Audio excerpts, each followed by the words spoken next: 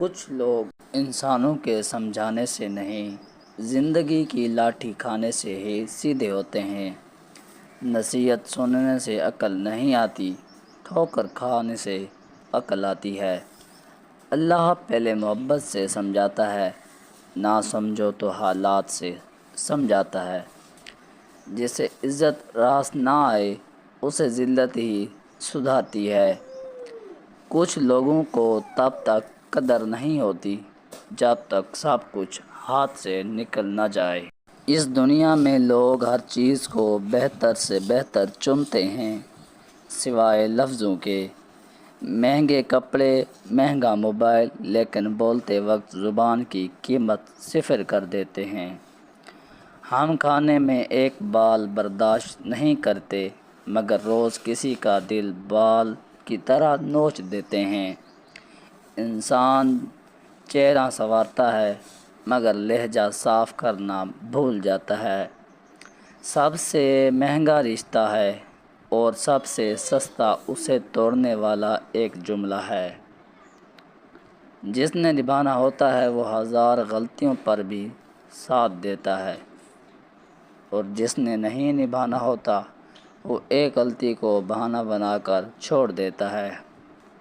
رشتہ نبھانے والے عذر ڈھونڈتے ہیں، چھوڑنے والے بہانے۔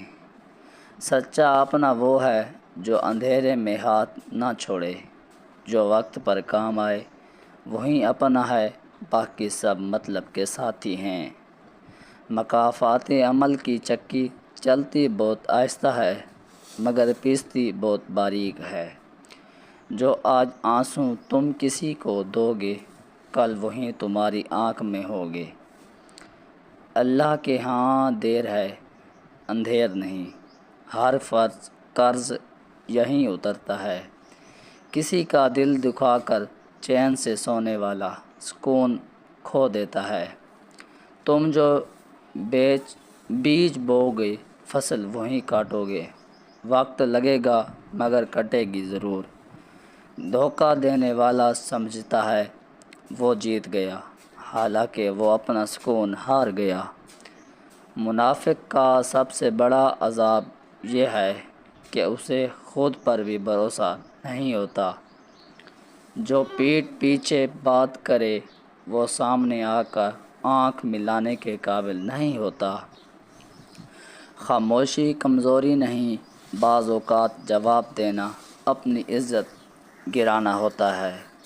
صبر کرو اللہ سن رہا ہے، وقت سب کا حساب برابر کر دیتا ہے۔